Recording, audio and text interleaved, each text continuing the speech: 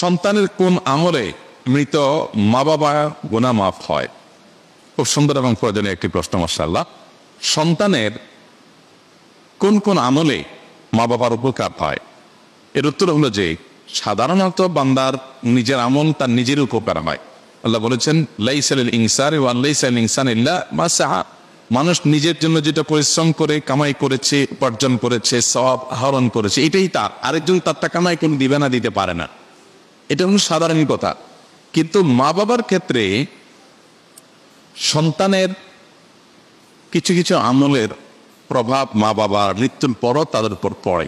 তার ভিতরে প্রধানতম আমলগুলো, সন্তান নিজে যদি ভালো কাজ করে এবং পাশাপাশি বাবা মার জন্য দোয়া করে, এইটা বাবা মার জন্য অনেক বেশি উপকার হয়। নিজে ভালো কাজ করে, পাঁচ ওয়াক্ত নামাজ পড়ে, হারাম হালাল মেনটেন করে চলে, মানুষ অধিকার সচেতন থাকে, নিজে ভালো মানুষ হওয়ার পাশাপাশি মা বাবার জন্য দোয়া করে, এটা মা বাবার জন্য অনেক উপকার আসে। আমরা সে হাদিস অনেকেই শুনেছি বারবার। নবী সাল্লাল্লাহু আলাইহি ওয়াসাল্লাম বলেছেন, ইযা মাতাল ইনসানু ইনকাতাআ আনহু আমালু, মানুষ যখন মারা যায় তার আমলের ধারা তার থেকে বিচ্ছিন্ন হয়ে যায়। ইল্লা আন সালা, তবে তিনটা আমলের ধারা মানুষের মৃত্যুর পর বন্ধ হয় না।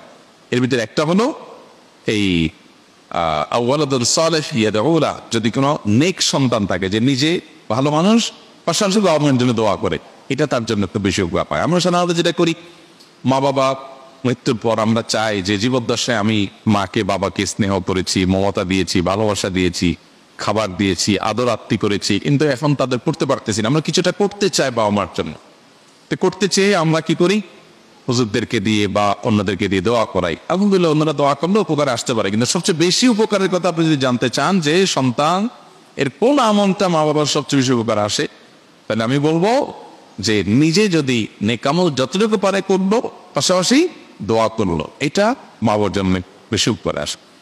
পুরো হাদিস থেকে আমরা জানতে পাই যে কোনো কোনো কবরবাসীকে আল্লাহ তাআলা জান্নাতের যে নেয়ামত তাকে ভোগ করাচ্ছিলেন, এটা তার ক্লাসটা উন্নীত হয়, আপার ক্লাসের নেয়ামত সে পেতে থাকে। তখন আল্লাহর কাছে সে বলে, আল্লাহ আমার তো মৃত্যু হয়ে গেছে, আমি দুনিয়া থেকে চলে আসছি, আমন করে নিজের মর্যাদা বৃদ্ধি করার অপশন তো আমার বন্ধ হয়ে গেছে, তাহলে এখন আমি আমার এই মর্যাদা বৃদ্ধি যে দেখতে পাচ্ছি, এটা কিসের কারণে, কোত্থেকে হলো? আমার তো কোনো আমল নতুন করে প্লাস করার সুযোগ নেই, তাহলে মর্যাদা বৃদ্ধিটা কিভাবে হলো? তখন তাকে বলা হবে আল্লাহর তরফ থেকে যে তোমার সন্তান দুনিয়াতে যে রেখে আসছো, নেক সন্তান, নামাজি, কালামি, হালাল হারাম মেনটেনকারী ভালো সন্তান, সেই সন্তান তোমার জন্য দোয়া করেছে, এই দোয়ার বিনিময়ে তোমার ক্লাস উন্নীত করা হয়েছে। এই জন্য মা বাবার জন্য সন্তানের যে আমলটা সবচেয়ে বেশি উপকার করে, তা হলো সন্তান নিজে ভালো মানুষ হবে, পাশাপাশি মা বাবার জন্য দোয়া করবে। আর দ্বিতীয়ত, মা বাবার হয়ে দান সাদাকা করা, গরিব দুঃখীকে দান সাদাকা, এই যে আল্লাহ এটার সবটা আমার মা বাবার জন্য আনবে, তাদের তরফ থেকে হালাল উপার্জন থেকে দান সাদাকা করবেন।